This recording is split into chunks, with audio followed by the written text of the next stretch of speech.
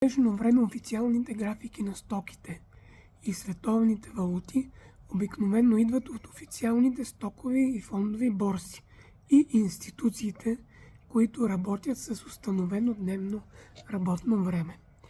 И ако една финансова институция иска да направи нещо с курса на предпочитания си койн, тя може да направи това само в работното си време. Затова официалната графика, която се формира от дейността на гореизброените, спира в края на работния им ден и се подновява при следващото отваряне.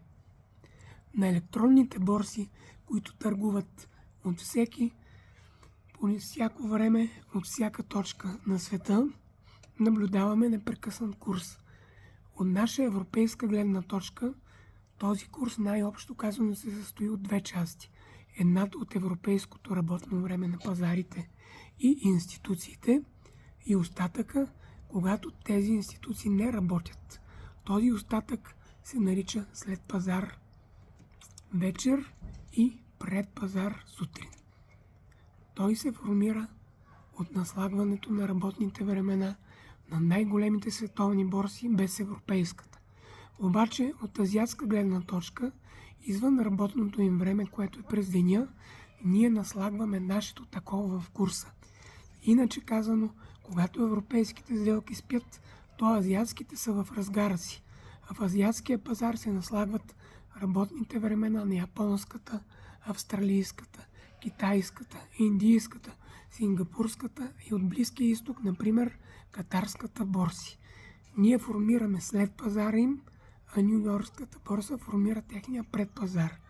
Също така тя формира нашият след пазар.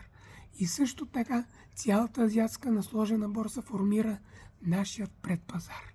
И в духа на всичкото казаното тук следва следното. Всеки койн се мърда в големите си движения предимно от предпочитащата го институция. Тя може да е собственик на койна, но може и да не е. Така се получава, че всеки койн си има работно време. На мен специално много ми става смешно, като разгледам графиките на час. Те приличат на бизнес план за деня. И виждам как между 7 и 10 часа сутринта определени койни почват да се надигат, цял следобед растат и между 17 и 18 часа се наблюдават най-големите им движения, защото институциите се стремят в работното си време да си изпълнят просто бизнес плана, като вдигнат койна. И същия този койн още вечерта бавно започва за цяла нощ да пада, като следващата сутрин е готов за ново качване. Някои койни имат периоди от 2-3 работни времена или денонощия, други от 2. Важното е, че това е много видимо и се случва точно в рамките на работното време като по конец.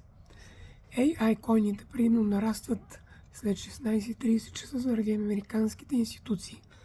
Меме койните нарастват предимно когато ние спим, а Япония и Китай будува.